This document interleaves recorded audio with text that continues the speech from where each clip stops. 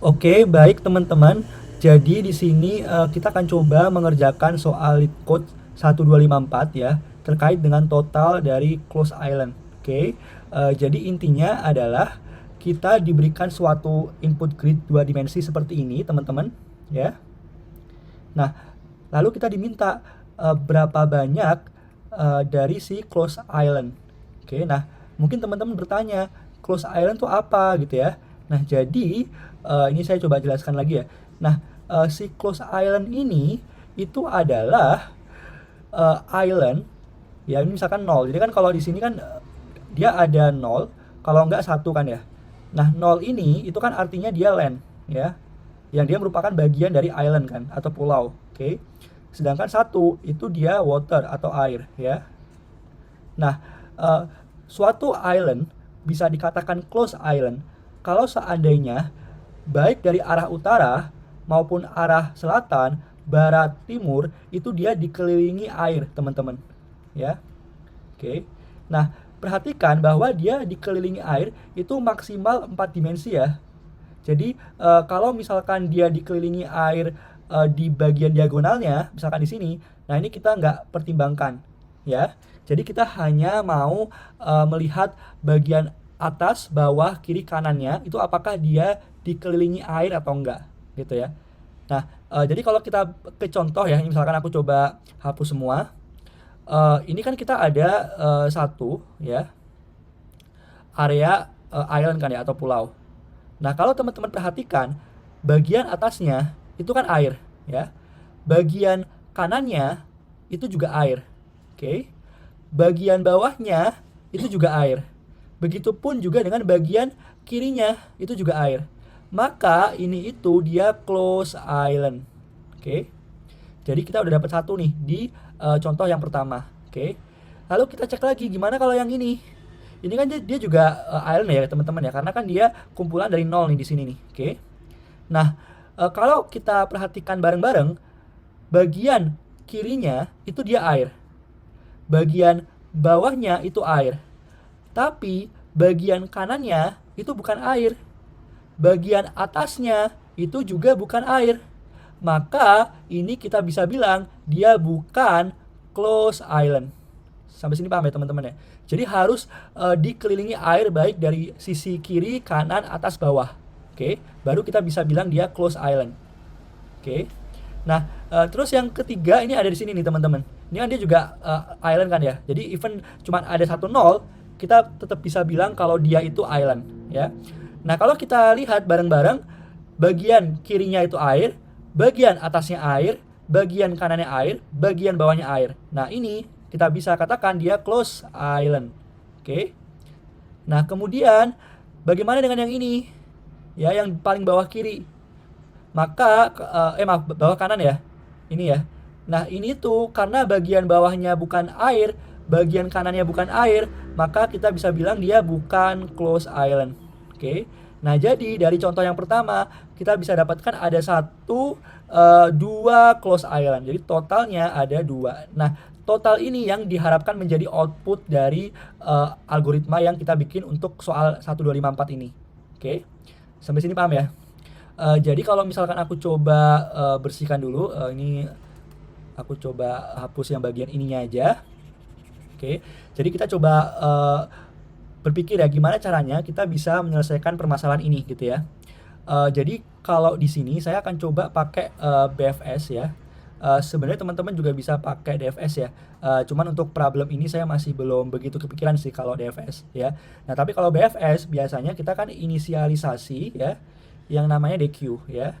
Jadi kita akan pakai metode first in first out ya. Nah, di sini kita akan mulai dari si ini aku coba hapus dulu ya. Jadi yang paling kanan kiri atas yang akan kita coba explore duluan ya. Cuman ini saya coba bersihkan semuanya dulu. Jadi di sini kita akan mulai dari yang pojok kiri atas ya. Nah, tapi kalau teman-teman perhatikan ini dia bukan land kan ya atau bukan bagian dari island. Dia cuma air ya. Jadi kita cuma interested, kita cuma tertarik untuk menghitung close island ya. Oke. Maka kita bisa explore bagian selanjutnya. Jadi kita abaikan itu. Lalu terus gitu ya sampai nanti kita ketemu angka 0 yang dia merupakan land atau bagian dari island ya.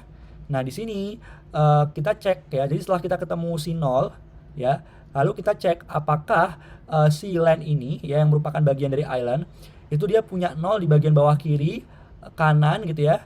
Ini bawah atau atasnya. Oke. Jadi kita bisa pakai BFS di sini ya. Oke. Nah, setelah itu kita juga pengen cek apakah salah satu area dari si island itu dia berada di ujung tepian atau enggak. Maksudnya ujung tepian itu adalah kalau seandainya dia berada di kolom yang terakhir, ya, itu kan kita udah bisa pastikan bahwa ada bagian kanannya yang dia itu nggak ada air, ya nggak? Oke. Berarti kalau ada satu area aja, nggak harus semua area dari island itu ya. Salah satu aja yang dia itu 0, tapi dia berada di kolom terakhir, maka udah bisa kita pastikan bahwa dia itu bukan closed island. Oke. Nah, begitupun juga kalau seandainya ada satu aja area gitu ya, bagian dari pulau itu, satu elemen 0 aja yang dia itu berada di kolom yang pertama. Ya, ini aku coba pindahin dulu. Nah, ini kolom pertama. Nah, kalau dia ada satu elemen 0 yang dia berada di kolom pertama, nggak harus semuanya ya, cuma satu aja, maka kita udah bisa pastikan bahwa dia juga bukan closed island. Ya, sampai sini paham ya? Oke. Nah, lalu kalau gimana dia di baris pertama, ini kan juga di ujung paling atas kan ya? Ya. Nah, kalau dia ada satu aja 0 yang dia di baris pertama, maka kita udah bisa pastikan bahwa dia juga bukan closed island ya, karena dia di ujung paling atas dan pasti di atasnya lagi dia nggak dikelilingi sama air ya. Begitupun juga dengan yang bagian ujung paling bawah atau di baris terakhir ya. Oke. Nah, kalau dia di baris terakhir salah satu aja, nggak harus semua, maka dia udah kita pastikan bukan closed island. Oke. Sampai sini paham ya? Nah, berarti kita akan ada 4 kondisi. Salah satu aja yang terpenuhi, maka kita bisa pastikan bahwa dia bukan closed island. Oke. Nah, itu ide yang pertama, teman-teman. Oke. Jadi aku coba mulai ngoding aja ya biar teman-teman bisa lebih kebayang gitu ya. Jadi ini aku coba hapus dulu. Teman-teman ingat ya sama ide ini ya. Jadi kalau dia salah satu elemen 0-nya di island itu dia berada di kolom pertama atau kolom terakhir atau baris pertama atau baris terakhir ya, maka dia udah bisa kita pastikan dia bukan closed island ya. Inti idenya itu teman-teman. Oke. Ini aku coba hapus biar nggak mengganggu ya. Nah, jadi aku coba mulai ngoding. Pertama kita bisa inisialisasi outputnya ya. Jadi ini adalah yang kita ingin generate atau hasilkan dari algoritma yang kita buat di soal ini gitu ya. Jadi output itu sama dengan 0. Jadi ini adalah total closed island yang akan di return ya di fungsi closed island ini. Oke. Nah, kemudian setelah itu kita juga perlu inisialisasi variabel dikunjungi. Jadi ini intinya adalah kita pengen supaya ketika kita explore suatu elemen, si elemen itu dia belum pernah dikunjungi sebelumnya ya. Karena jangan sampai kita explore ke elemen yang udah kita pernah kunjungi sebelumnya. Kalau kayak gitu kan dia akan nggak efisien ya. Oke. Jadi kalau seandainya elemen itu ada di si set dikunjungi, maka kita bisa skip ya, karena kita udah mengunjungi si elemen itu. Jadi kita nggak perlu berkunjung 2 kali gitu ya ke elemen yang sama. Oke. Jadi itu setelah itu kita juga bisa definisikan fungsi BFS gitu ya.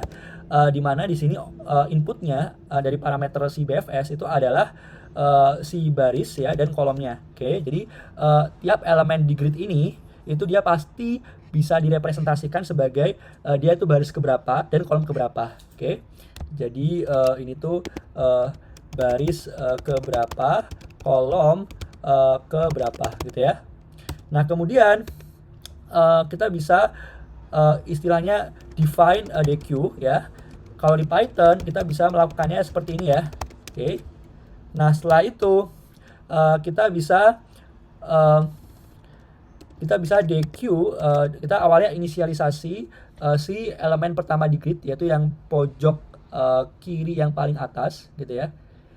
Itu sebagai elemen yang pertama kali kita coba kunjungi. Tapi kita cek ini kan dia bukan 0 kan ya. Jadi nanti kita akan skip dulu ya. Jadi yang akan kita lakukan BFS yang pertama kali itu adalah yang pojok kanan atas gitu ya, 0 karena di sini. Oke. Berarti aku bisa bilang ini dq.append dari baris keberapa dan kolom keberapa. Oke. Nah, setelah itu aku bisa coba iterasi gitu ya, while dq, kemudian aku bisa coba ambil baris keberapa dan kolom keberapanya itu dari dq-nya. Berarti b, k itu sama dengan dq.popleft ya. Oke. Nah, kemudian di sini ingat ya teman-teman ya, dengan ide yang saya sampaikan sebelumnya bahwa ketika kita udah menemukan satu elemen yang dia itu 0, lalu kita akan coba terapkan BFS ya. Asumsinya di awal adalah dia kita anggap sebagai closed island. Oke. Nah, tapi kita perlu cek apakah satu part dari island itu dia ada yang di baris pertama atau baris terakhir, atau kolom pertama atau kolom terakhir. Nah, kalau dia bisa memenuhi satu kriteria aja, maka dia udah kita pastikan bukan closed island ya. Berarti nanti di sini aku akan coba definisikan variabel apakah closed ya. Awalnya aku asumsikan dia true. Oke. Nah, kemudian aku coba ini ya. Aku coba cek while dq ini kalau seandainya si baris itu dia di baris pertama gitu ya, atau kalau seandainya barisnya itu di baris terakhir gitu ya. Oh ya, ini aku coba definisikan ini dulu ya teman-teman. Jadi jumlah baris itu sama dengan panjang dari si gridnya kan ya. Oke. Nah, kemudian lalu jumlah kolom itu bisa kita dapatkan dari panjang elemen di dalam list grid ya. Itu kan list. Nah, panjang di dalam list itu ya, dia merupakan jumlah kolomnya ya. Jadi kalau teman-teman perhatikan banyaknya elemen list di input grid itu kan dia banyak baris. Sedangkan untuk tiap list yang di dalam list grid itu banyak elemen dalamnya, itu dia merupakan jumlah kolomnya. Makanya elemennya selalu sama kan ya, baik di list pertama, list kedua, list ketiga dan seterusnya. Oke. Jadi ini len dari grid 0. Oke. Nah, berarti nanti kalau dia barisnya itu di baris yang terakhir gitu ya, atau kalau dia kolomnya itu di kolom yang pertama, atau kalau seandainya kolomnya itu berada di kolom terakhir. Oke. Nah, kalau ini terpenuhi, maka kita akan langsung set apakah close sama dengan false. Karena kita udah bisa pastikan bahwa si island itu atau pulau itu dia bukan merupakan closed island. Oke, sampai sini paham ya? Nah, kemudian kita perlu explore bagian atas, kiri, bawah, kanan kan ya? Yang tadi aku bilang. Jadi misalkan ini pindah arah gitu ya. Ini awalnya kita mau pindah ke atas gitu ya. Berarti kan 1,0. Oke. Lalu kita bisa pindah ke bawah gitu ya. Lalu kita bisa pindah ke kanannya ya. Lalu kita bisa pindah ke kirinya ya. Jadi ini pindah ke atas, bawah, kanan, kiri ya. Kemudian kita bisa iterasi gitu ya. Untuk setiap arah itu dipindah arah ya. Nah, di sini kita dapat baris sama kolom yang baru kan ya. Jadi kita explore elemen yang lain gitu. Nah, berarti baris baru, kolom baru itu akan sama dengan baris yang sebelumnya ditambah dengan elemen pertama dari si arahnya, ya kan ya. Lalu kolom baru itu bisa sama dengan kolom yang sebelumnya ditambah dengan elemen kedua dari si arahnya. Oke. Nah, ini kita dapatkan si elemen yang baru gitu ya. Oke. Nah, kemudian setelah itu kita perlu cek gitu, apakah baris baru itu ya dia masih berada di jangkauan gridnya ya. Karena kan bisa aja ketika kita explore misalkan kayak gini nih, misalkan kita sedang di elemen yang di sini teman-teman. Ini aku coba gambarkan ya. Nah, kayak gini. Nah, kalau kita explore ke bagian kanannya, ini kan udah di luar dari jangkauan gridnya kan ya. Nah, maka jangan sampai kita explore ke sini kan, karena ini akan menghasilkan error gitu. Berarti kita perlu pastikan bahwa si baris baru yang kita explore itu dia nggak lebih besar atau lebih kecil dari jangkauan input gridnya ya. Berarti ini range dari jumlah baris. Oke. Begitupun juga dengan yang kolomnya ya, jangan sampai kolomnya itu juga di luar dari jangkauan input gridnya gitu ya. Jadi kolom baru in range dari misalkan ini jumlah kolom gitu ya. Jadi ini perlu ingat ya teman-teman ya, BB itu dia adalah baris baru gitu ya. Sedangkan KB itu dia adalah kolom baru. Oke. Nah, kalau misalkan ini keduanya terpenuhi, kita perlu cek lagi apakah baik baris baru maupun kolom barunya di grid itu dia masih line atau enggak. Nah, kalau dia udah enggak line, berarti kan udah bukan island kan, udah bukan pulau lagi kan, dia udah ke air kan ya. Nah, maka kita perlu cek kayak gini teman-teman. Jadi grid baris baru, habis itu kolom baru, itu dia sama dengan 0 ya. Jadi kalau dia masih sama dengan 0, maka dia masih dalam koridor pulaunya atau islandnya gitu ya. Oke, kemudian kita juga perlu cek lagi apakah si baris baru itu dan kolom barunya itu udah pernah kita kunjungi atau belum ya. Kalau udah pernah, kita skip aja, karena ngapain kita berkunjung ke elemen yang sama 2 kali ya kan ya. Nah, cukup sekali aja gitu. Jadi dan baris baru dan kolom barunya itu harus belum pernah dikunjungi sebelumnya ya. Dan baris baru kolom baru nggak pernah dikunjungi sebelumnya. Oke. Nah, kalau seperti ini berarti setelah kita udah kayak gini ya, maka kita bisa tambahkan ke si ininya, DQ-nya ya. Baris baru, kolom baru. Oke. Nanti kita akan return dia apakah close gitu di fungsi DFS-nya. Oke, karena kita pengen tahu apakah island yang kita explore itu ya kan, kita awalnya mulai dari elemen 0 kan ya. Oke, nah nanti di elemen 0 itu kita kan akan lakukan BFS untuk dapat area secara keseluruhan. Misalkan kalau di sini kan awalnya kita mulai dari sini ya. Ini aku coba hapus dulu semuanya biar clear. Nah, ini jadi awalnya kita mulai dari sini karena ini yang pertama kali 0 dan posisinya yang paling dulu kan ya dibanding posisi 0 yang lain. Nah, setelah itu kan kita akan lakukan BFS gitu ya. Oke. Nah, karena yang bagian kanan dan bagian atasnya itu di luar dari jangkauan, kita kan bisa langsung skip kan ya. Oke. Dan ingat karena elemen di sini tuh dia udah berada di ujung tepian kita gitu ya, di bagian paling atas, maka kita kan tadi di codingan itu dia akan langsung set apakah close-nya sama dengan false ya kan ya. Oke. Nah, habis itu kita perlu cari close yang dia bukan close island itu seberapa besar sih? Kan ini baru 0 kan ya. Ya, kita perlu cari yang di bawahnya, kan dia udah pasti bukan close island juga karena dia connected ya, terhubung sama yang 0 di atasnya. Begitupun juga 0 di bawahnya, karena dia terconnect atau terhubung dengan yang di atasnya, maka udah pasti ketiga ini karena dia saling terhubung, dia udah pasti bukan close island. Oke. Ya. Jadi kita pengen tahu nih dari yang kita explore di awal itu tadi dia close island atau bukan gitu. Kalau bukan close island, kita akan return apakah close sama dengan false ya. Tapi kalau dia close island, maka kita akan return apakah close sama dengan true gitu ya.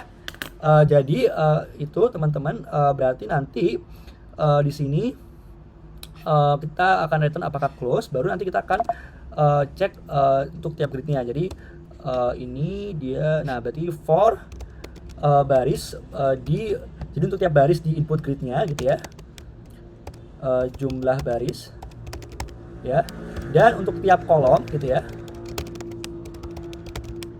kolom.